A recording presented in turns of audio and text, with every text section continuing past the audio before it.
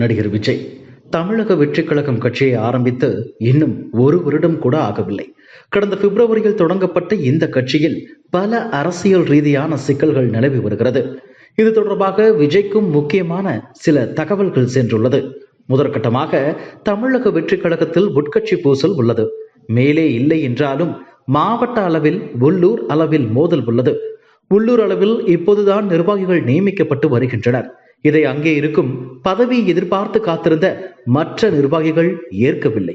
இதனால் கொடி ஏற்றுவது தொடங்கி போஸ்டர் அடிப்பது வரை பல மோதல்கள் நடக்கின்றன.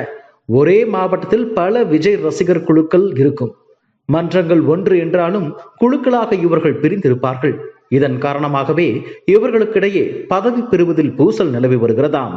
முக்கியமாக போஸ்டர் மற்றும் கொடி ஏற்றுவதில்தான் அதிக அளவில் மோதல் நிலவி வருகிறதாம்.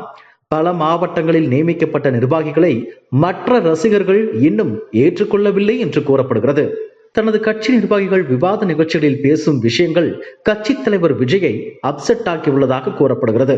அதன்படி சமீபத்தில் விவாத நிகழ்ச்சி ஒன்றில் பேசிய நிர்வாகி ஒருவர் விஜயை எதிர்கொள்ள அதிமுக திமுக இரண்டிற்கும் பயம். அதாவது இவர்கள் 2026 கூட்டணி வைப்பார்கள். அதாவது விஜயை எதிர்க்க அதிமுக திமுக கூட்டணி வைக்கும் என்று கூறினார்.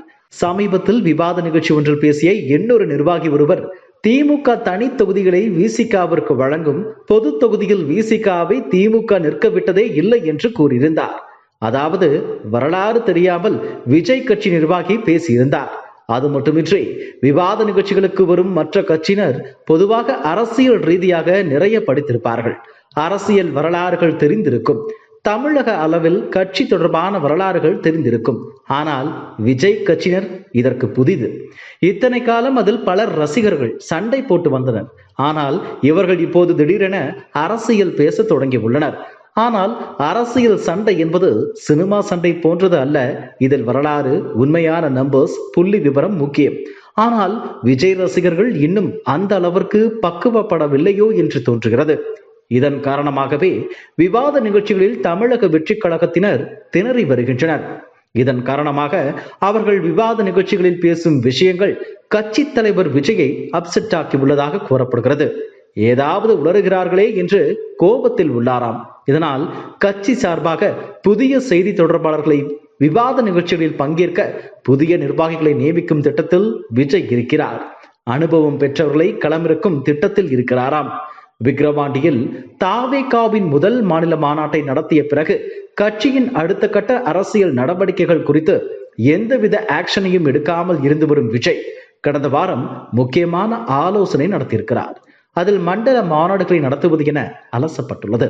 அதாவது கோவை, சேலம், திருச்சி, நாகை அல்லது திருவாரூர், மதுரை, நெல்லை அல்லது கன்னியாகுமரி ஆகிய மாவட்ட தலைநகரில் மாநாடு நடத்தலாம் என்றும் இறுதியில் சென்னையில் நடத்தலாம் என்றும் யோசனைகள் தெரிவிக்கப்பட்டுள்ளன.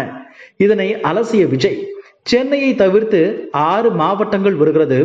6 மாவட்டங்களில் மாநாடு நடத்த வேண்டுமானால் ஒரு மாநாட்டிற்கும் மற்றொரு மாநாட்டுக்கும் குறைந்தபட்சம் 2 மாதங்களாவது இடைவெளி தேவைப்படும். அப்படியானால் கிட்டத்தட்ட 1 வருடம் தேவை. இது சாத்தியமா?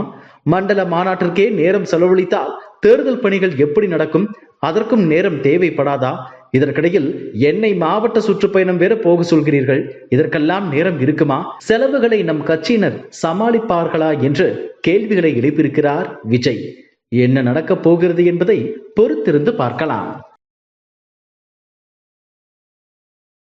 இதுபோன்ற செய்திகளை மேலும் தெரிந்து கொள்ள எங்களது யூடியூப், ஃபேஸ்புக் மற்றும் ட்விட்டர் ஆப்களை சப்ஸ்கிரைப் செய்யவும்.